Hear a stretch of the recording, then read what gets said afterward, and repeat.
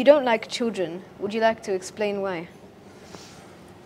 See, I don't like children for, I mean, a number of reasons. One is I'm jealous of their youth.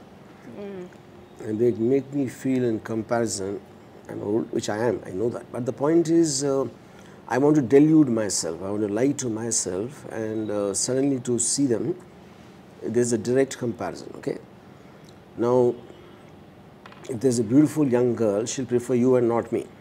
So that is reason enough for me to be jealous, one. Second point is, when they are there, no one gives me attention. So that lack of attention deficiency is something I get affected. So I normally prefer never to be in the company of children and dogs. Dogs also for the same reason, you know. So if I'm talking to someone seriously, and when a kid comes, boo, and then say, no, I can't do anything. So the attention is gone from me. This is second reason. And third reason is I dislike children because I think they're very mean and they're very selfish and absolutely cruel people, you know. When they say children are innocent, that's not true at all. I was never innocent, you know. No kid ever, nobody ever remembers them being innocent. I used to steal money from my father's pocket. Oh. I used to bunk school and go to see films. And I used to do all kinds of things, lying. And in my school, I used to wish that something will happen, someone will die so that I will get a holiday. Jesus Christ. Yeah. And then, you know, kids who will be killing insects with glee. You know, I never saw killing violence glee in children more than no adult ever thinks like that, you know. Yeah. So I think they're monsters and they're like animals. They're closest before education and those things called parents and teachers. They kind of dull the instinct and they kind of completely change them. Like Ayn Rand said in a book of articles called the Comprachos. So the Comprachos were a tribe which existed in the, 18th century, who used to disfigure children and make them into like short, fat, like freaks at a circus show for people to enjoy. So Ayn Rand said the modern Comprachos, they distort the mind. They don't distort the body.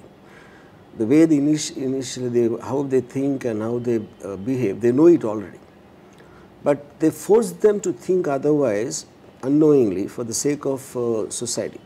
You know, they program them. Okay? So the chances of adults to be innocent is much more than children, because children are closest to natural instinct of an animal. You know? So since I become an adult, now I know I'm a human being and you are an animal. You know, animal, I don't mean it as just a life form in the context of them not adhering to something like a moral aspect or anything which is accepted, so that they're being made into sheep when they become adults. So the natural instinct animal will always be a danger, a threat, because you can't control it. So that's another reason I hate children. Yeah. So, and fifth, last reason I'll tell you is because one girl told me that you hate children because you're also like a child, about me, you know. And children don't like children. So that's one more reason. Yeah, because I think I was born old and I'm going on getting younger. And now I become a child. Reminds me of one movie I saw. There was this man, he was born as a very, very old man and he kept on getting younger. But that's besides the point. So, you say circus children. Would you say that their brains are messed up, that they act very wild outside of the circus? Children? Yeah, like the circus children. Like, you know, they're deformed and I mean, all see, yeah. I mean, at that time, the human beings were a kind of a product to be used in any which way, depending on because the might used to be ruling at the time. There were no welfare people and all that. So you are getting someone at the expense of someone else, using it like a product. So I think it doesn't even go to the point of the brains being messed up. The brain to be messed up, first they should have a brain who thinks, processes, and probably analyzes and advances in its growth. So they're relegated to that kind of a visual, entertainment. So the question of the brain getting messed, brain gets messed with your parents or my parents. Parents are the ones who mess up the brain, and teachers join after that. Yeah. So you seem to mention... So any child who's smart will never listen to his parents. So you mention teachers a lot. So with that being said, what's your opinion on teachers in general? See, teachers are the biggest failures in life, most unsuccessful breed, because I'm not known of a single teacher who became successful in life. And they don't have the, and because of that, they waste most of their life in teaching morals in the classroom. You know, if a person's express thing is to move on towards life, why should he or she waste their time in teaching morals, teaching someone else? While on that topic, I want to ask you, so what is your goal in life, or what exactly, how many times did it change from the time you're conscious, in terms of, like when I was a kid, I wanted to become an auto driver. Why? Because I used to like the sound it makes, for example. At some other time, I wanted to become a forest officer because I like the forest.